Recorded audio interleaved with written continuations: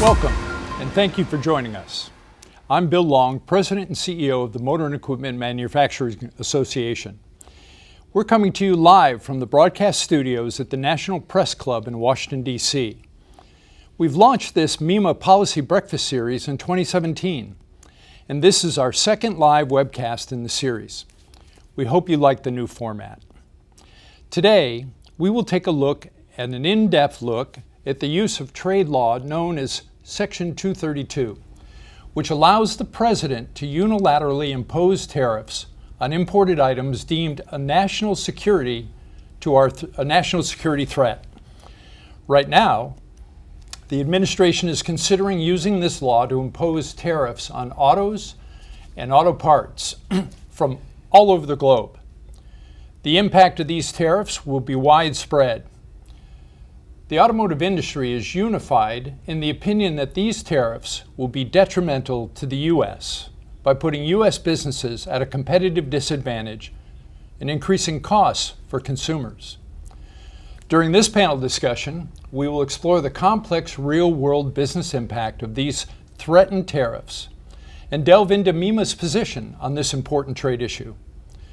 We will examine why this issue is so important right now, and we'll parse out what might be expected in the weeks to come. But first, let me introduce our distinguished guests. Please welcome Norm Johnson, Director of Government Affairs and External Affairs for Bosch, and Brian Knox. Brian is the Vice President of Global Sales at Wolverine Advanced Materials. And finally, Ann Wilson. Ann is the Senior Vice President of Government Affairs at the Motor and Equipment Manufacturing Company, and Ann will serve as our moderator today. So Ann, I hand it over to you. Thank you, Bill, and thank you to all of you for watching today. We will jump right into our discussion in a minute. After our panel, we will take questions from viewers. If you would like to ask a question, please use the question feature within the webcast platform. You can enter those questions at any time during the panel, and we will do our best to address them all before the end of our panel discussion. Now let's start right in. Norm, how did we get here? How did we get to this juncture to have this conversation? What decisions have been made by the administration, and why is the timing so important right now? And that's a very good question. There are a number of trade issues underway right now, and I must say that I think the administration has good intent in a lot of what they're doing. But under this Section 232 of trade law for national defense, the President commissioned a study, and almost 6 months ago, he said the study demonstrated that imports of autos and auto parts pose a national security threat. And then he imposed a self-imposed deadline of mid-November to make a decision whether to impose tariffs maybe up to 25% on imported parts and cars, or some other type of trade remedy. And that's coming up in the next weeks, the end of his self-imposed deadline.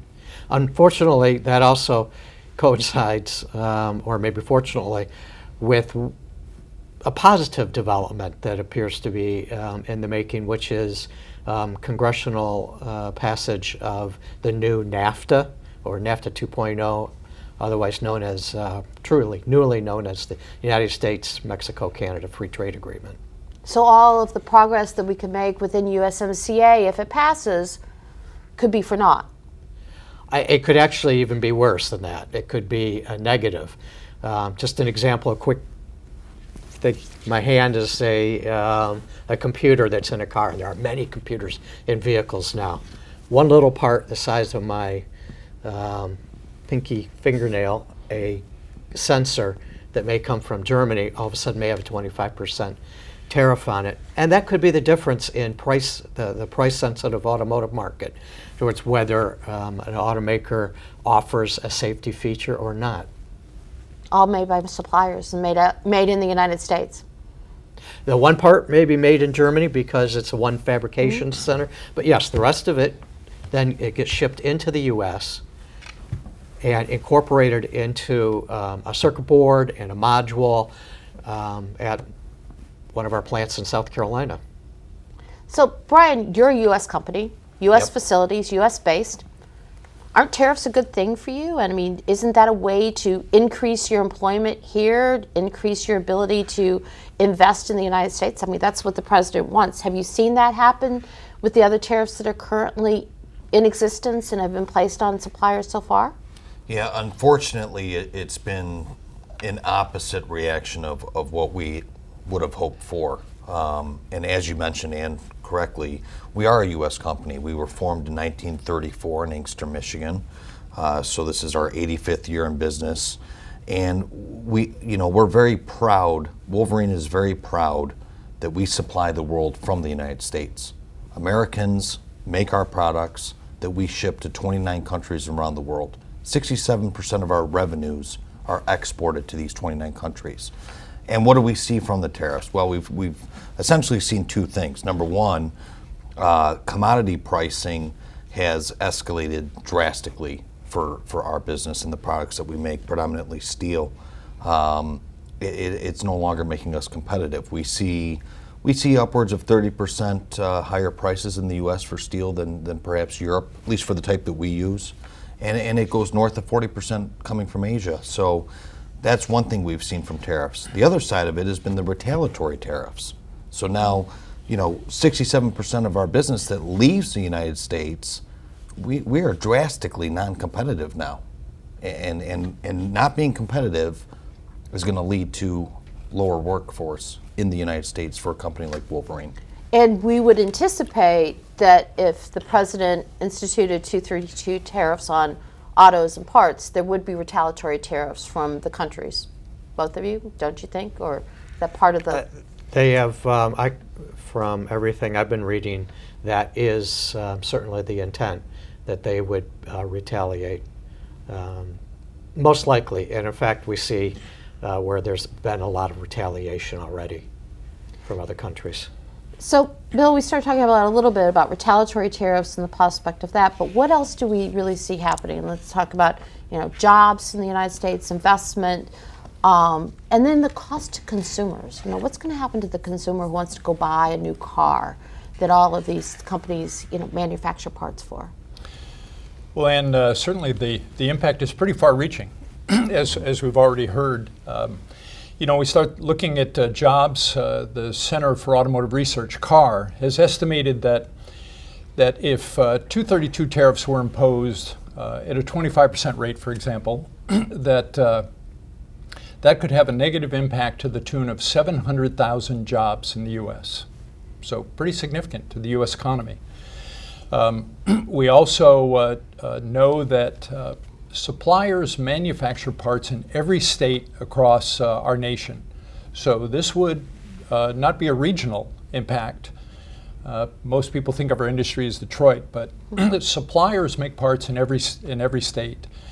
So this is going to have a significant impact on every state and every region locally. So that's pretty dramatic. We also know that you mentioned consumers. It's estimated that a 25% increase in autos could raise the price of a new car almost to $7,000 on average.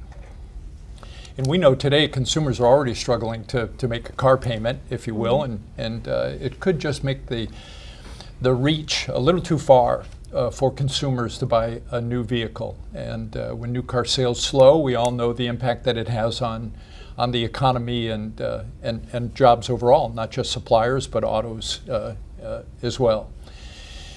And then, the investment side. We have seen suppliers and the automotive industry have a tremendous resurgence since the last recession. We're now known as a high-tech industry, and we've gained that reputation by making significant investments. Great examples here with us. And we've seen that the uncertainty that we have right now on the threat, as well as the uncertainty of USMCA that Norm mentioned, is putting those investments at risk, if you will, in the U.S. The uncertainty of where the impact will come, whether it's USMCA or 232 So that's restricting the growth potential, I think, that the administration had hoped for, which was their end goal, economic growth, more jobs in the U.S., and we think that the threat of 232 threatens both of those. So let's just talk about this. One of the things that I'm hearing a lot from the industry, from all over the country, as Bill mentioned, is that the 232 tariffs could really be a tipping point for the industry. So help describe what's going on, both Norm and Brian. In your own businesses, we have the U.S.-Mexico-Canada agreement. We have tariffs on steel and aluminum. We have sets of tariffs on a lot of goods coming from China. And then we have the prospect of these other additional tariffs on the finished goods or parts and then autos themselves. Inside your own companies, how are these discussions and these tariffs manifesting themselves? I mean, what are you seeing as the outcome? Yeah, I mean, I can try and tackle this. From our perspective, what we're seeing, again, not being competitive in a global market is a big issue for Wolverine. We have worked so hard to not just supply the U.S. with our products. We've done a great job, but we've diversified it and served the global market. When we're uncompetitive and businesses to evaporate, obviously that impacts our workforce. So to Bill's comment about what happens to jobs, we've seen drastic reductions. We've had to, unfortunately, and again, American workers, 17% of our workforce reduction in the last 16 months, and we've had to go through another American factory reduction of roughly about 19% just last month. So think about when Bill says that the cost of a vehicle is going to go up. If we have more and more Americans unemployed, it's irrelevant how much it goes up. You're not going to be buying a new car, and this is just going to continue on that way. So, and the families, it affects an investment too. I mean, their ability. From an investment standpoint, and thank you for reminding me. But here, great point.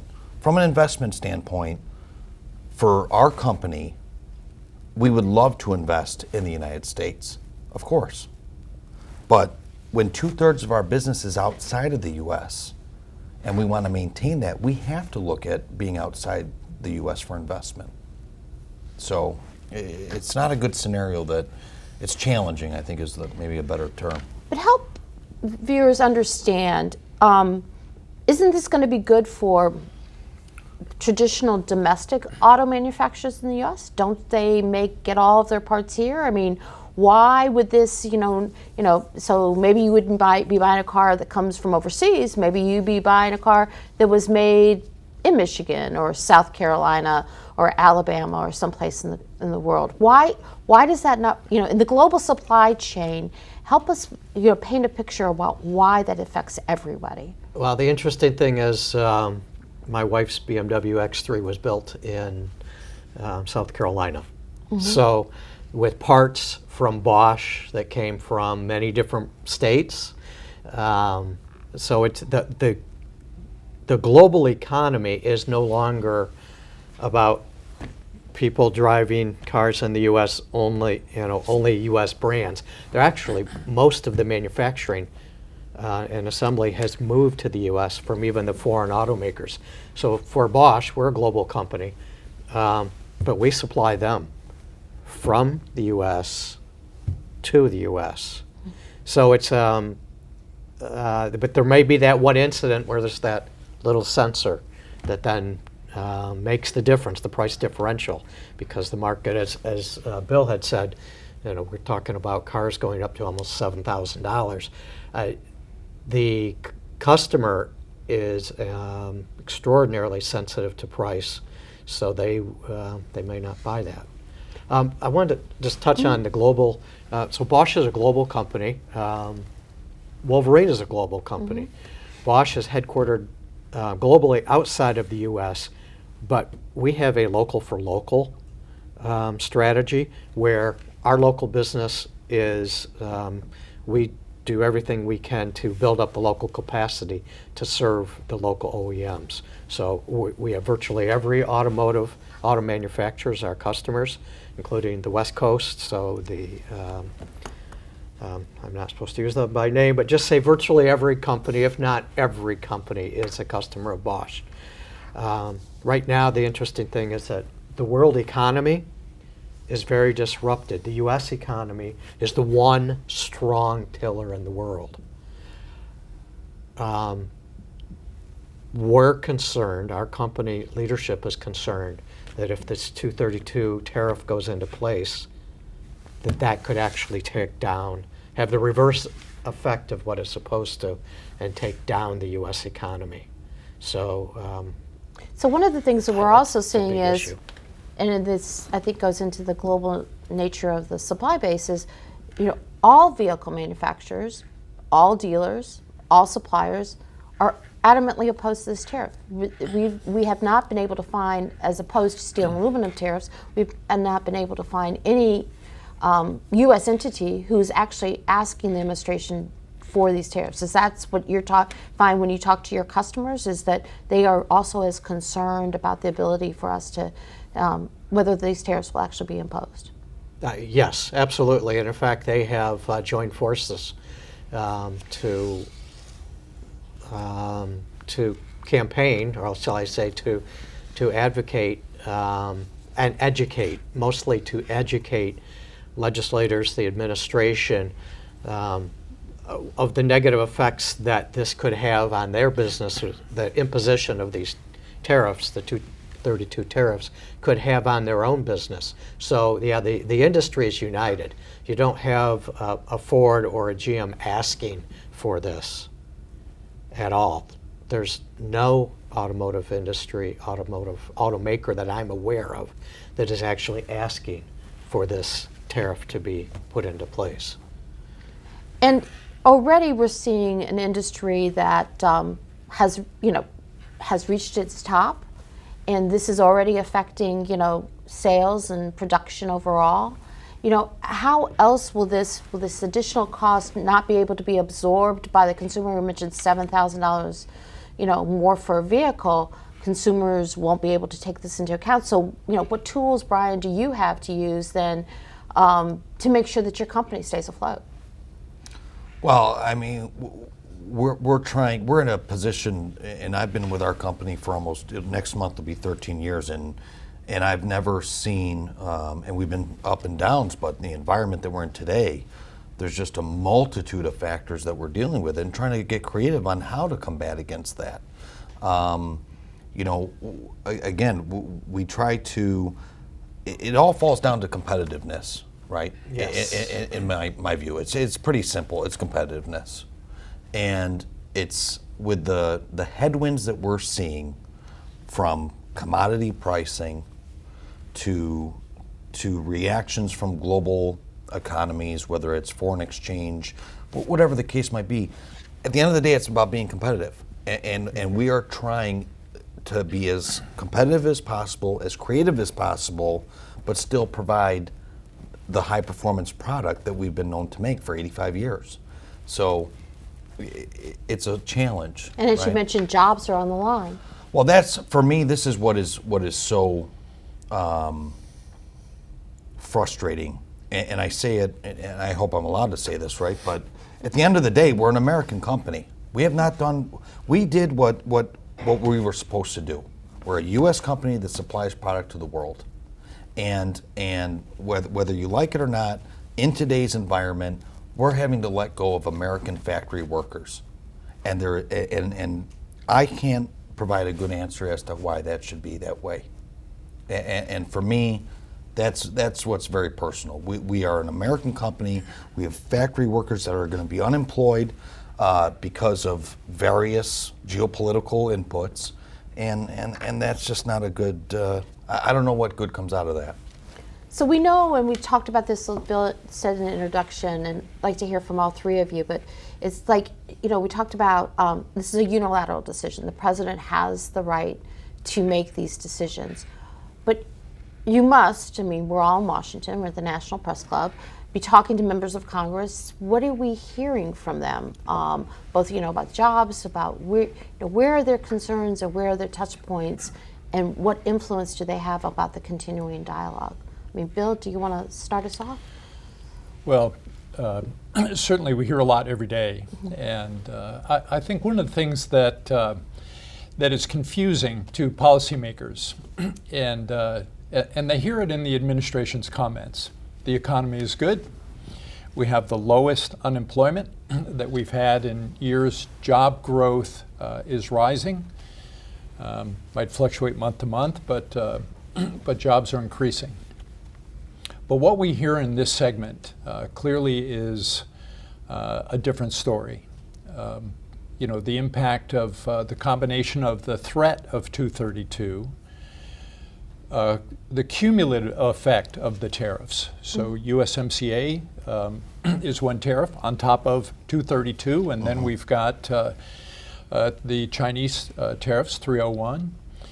And so I think policymakers are trying to understand what is really going on and what is the underlying impact. And I think, Brian, your story hits right to the heart, particularly when the threat of 232 is around national security. And I think all of our members are unified, and as you know, and the industry, and it's very hard. We found in many cases for our industry to all agree on the same thing, whether it's original equipment or OEMs or aftermarket suppliers, heavy duty, no matter what sector. But we are all unified around the negative impacts that 232 will have in our industry. And I think we all share a common goal to work with the administration to achieve the end goal, greater jobs. And Exactly. You have strategies, both of you, for those that growth. I'd also add, Brian, you made the comment about growth and competitiveness, and job growth or competitiveness doesn't come without growth, and growth doesn't come without investment. And right now, as we've discussed, and Norm, certainly Bosch is a great example of significant investment in the U.S. so that we can remain as an industry at the forefront of these new and evolving technologies that drive safety for our entire industry. So, Ann, I know that's kind of around the block with the answer, but I think our message is clear that the tactic threatening tariffs will not achieve the intended outcome, at least for our industry. And when both of you go and talk about both the jobs and investment that are really at risk, members of Congress, can they help you, or what's the temperature, or even your local and state officials? I know governors have been very, very concerned about the impact that this is going to have on their state economies. Norm? So when we talk to members of Congress and governors, there is some understanding about what I'll call Section 301 tariffs, about that indeed China is a challenge from a geopolitical side, from a competitive, that they don't necessarily adhere to the rules of competition. However, when it comes to 232 automotive, I haven't heard a single member of Congress say that it's a good idea. In fact, they say they think that would be a very bad idea. Europe is one of our strongest allies in the world. Europe plays by the rules, that they do not want to see the president impose tariffs on European automotive imports. So this is a question from someone who is watching it through the webinar. And Brian, let me start with you, because I know you and I have had these conversations offline. There are currently tariffs, as we know, on steel and imports from China, and there are also some additional tariffs on products coming in from the EU, from Airbus. How are these tariffs impacting your business now? And I think this might reflect back to some of the decisions you've had to make about jobs and the future of your company. Yeah, I mean, again, the impact, generally speaking, the impact is what I had stated earlier.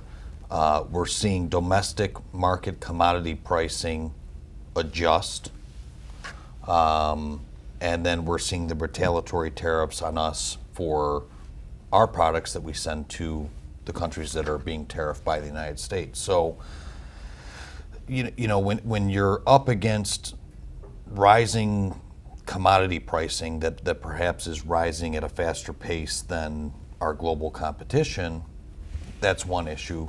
Coupled with the tariffs that we see when we export our products out, that puts us again back to the fact that we're just not, it's very difficult to be competitive. So you mentioned prior to us sitting down, there's 4 or 5 Yeah, other, yeah, you got yeah. 3 or 4 other competitors around the world who make your product, no other ones in the U.S. So you're making your product here, your inputs are more expensive than your competition, and then you have retaliatory tariffs, which you have to pay when you export those goods, or your customer is going to have to pay when they import those goods. You're losing business because somebody else around the world can get that product to a customer for cheaper. Is that correct? Absolutely correct. I mean, even look, if your commodity prices are below your competition, if your monetary foreign exchange is fluctuated to an advantage for right now the dollar is so strong, even if there's a tariff, if it's not putting a dent in their pricing, we're still not going to be competitive. So it's a very difficult environment that we're in when we're trying to compete with competition, predominantly EU and Asia.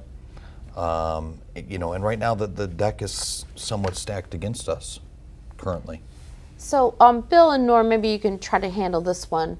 So MEMA has come out in favor of passage of USMCA, and everyone around this table has worked hard to see it make it to Congress and get it to the president's desk. Why do we think that this will diminish, if not do away with, any benefits that we might see in the U.S. from USMCA? I mean, what's the calculation here?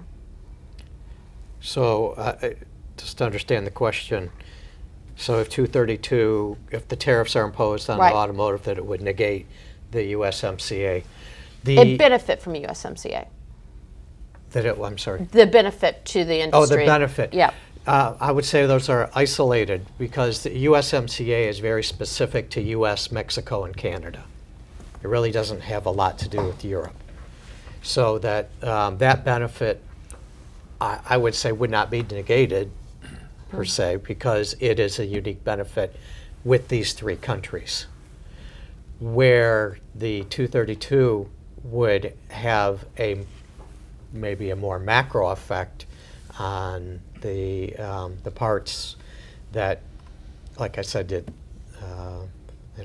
hate to use the same example again, but we do most of our manufacturing here in the U.S. We just bring in a few parts from Germany. So using that part and the price goes up, well, maybe then it doesn't go into a part that is built at our Anderson plant that then goes down to Mexico for some other finishing work, and then back up to another plant in the USA to package into a system. So that is, that's the closest I could say is an impact and relationship. So if you, Bill, we've been talking about this a lot, you see the increase in cost coming in. If we see increase in cost of finished vehicles, increase in cost of parts, are we going to be able to absorb that and just keep it to a North American supply chain? Or is that going to affect the cost so much in North America that we might not see the benefits that we would like to see? Well, maybe I'll take the first question you asked to Norm. And, what would be the impact? Does 232 negate USMCA? Suppliers have been facing the uncertainty of the elimination of NAFTA and have been working hard to create a new North American trade agreement.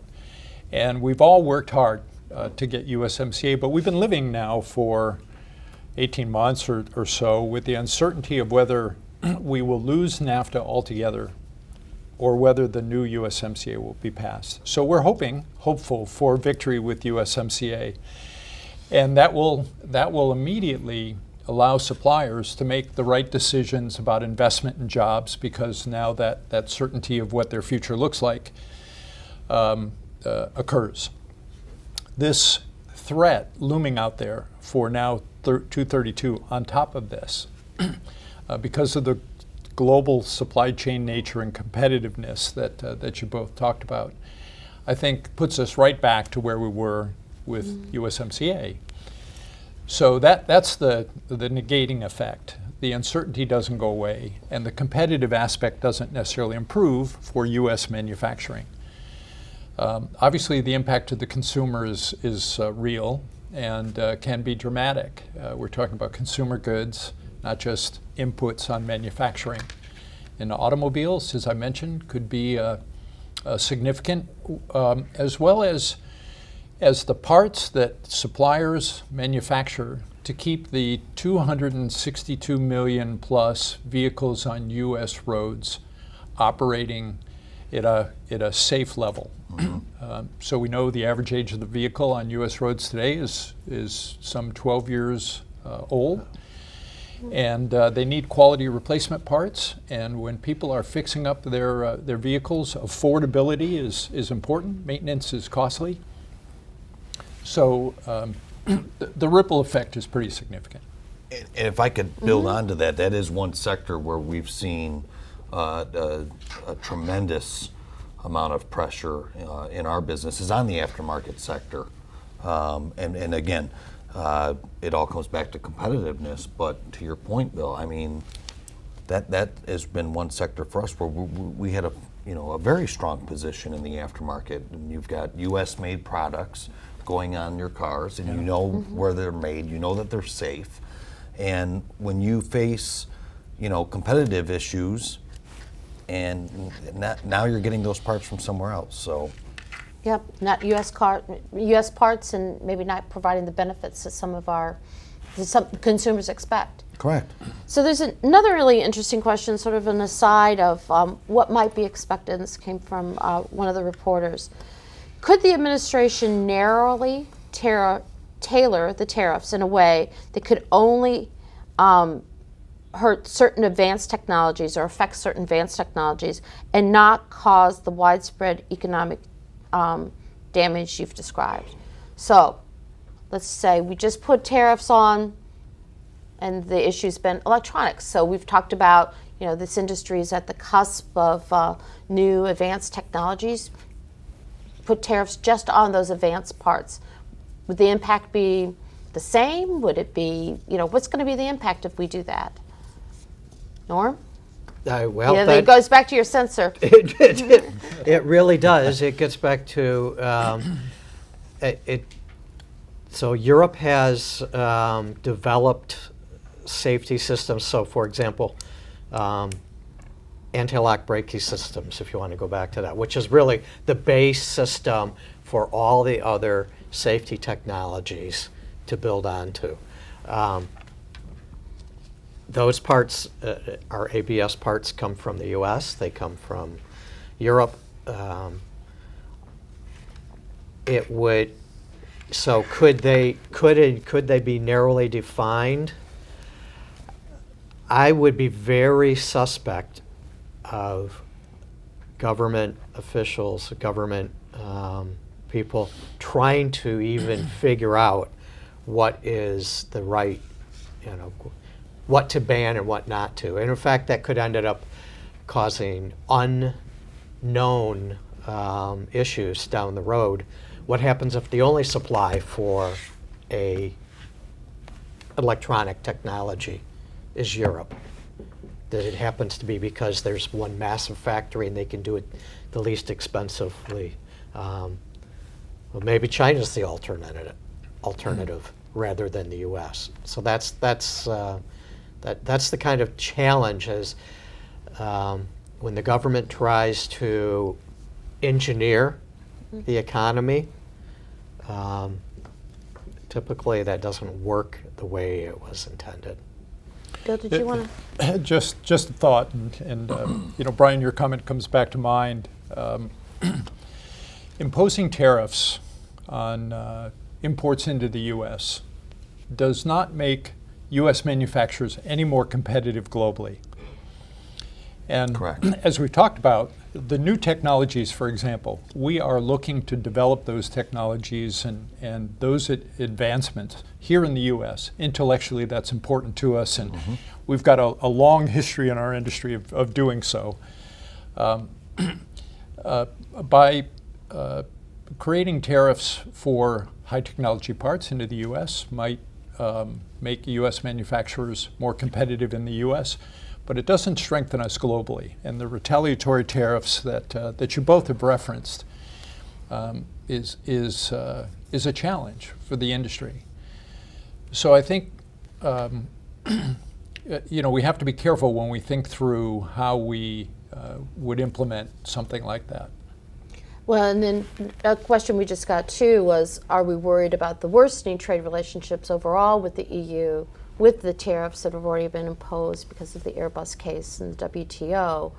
And if there's retaliatory tariffs on that, does that worsen the situation? So, by our math, November 12th is the deadline for 180 days. That's really around the corner. And we're seeing the back and forth between the two economies is not great. Brian, Yeah, I mean, from Wolverine's perspective, right? So again, and I just go back to the 2/3 of our business is being shipped out of the U.S. to global customers. The path that we're headed down right now, it's one of two things that are going to happen. You're either going to be a U.S. company that solely supplies the U.S. market, and again, I speak for Wolverine. So today we supply 29 countries. We're going to shift that down to the U.S. You're going to shrink. You're going to shrink your U.S. workforce. Coupled with that, if we want to play in those other markets, right, and the auto industry, as you know, China, EU, we want to play in those markets. We're not going to be able to do it from the U.S. So now a U.S. company is going to remove U.S. jobs, or shrinking, and on top of that, we're going to go invest in other countries. And so, that's how I see it from a Wolverine perspective. Yep, I think that is absolutely the case, and that's a great way to close. Bill, one last question, and this is something that you and I struggle with a lot. So we don't like tariffs. We're very concerned about these tariffs. What would we say to the president as an alternative strategy to address the issues and with the, like you say, the end in mind? Well, the short answer would be eliminate the threat. That would be one. Pass USMCA, certainly we see a great benefit from that. The assurances of eliminating the threat would again allow, and you know this, and Norm and Brian know this, but maybe our listening audience might not be aware, but MEMA represents the largest sector of manufacturing jobs in this country. 871,000 direct jobs, 4.26 million indirect jobs, 2.6% of the U.S. economy, significant. So eliminating the threat would take that entire industry, the ability to then make decisions going forward. I think the first thing we would do is we would urge the president and the administration to work on a bilateral trade agreement with Europe as a starter, with the EU, and as we have with Japan, and as we have, and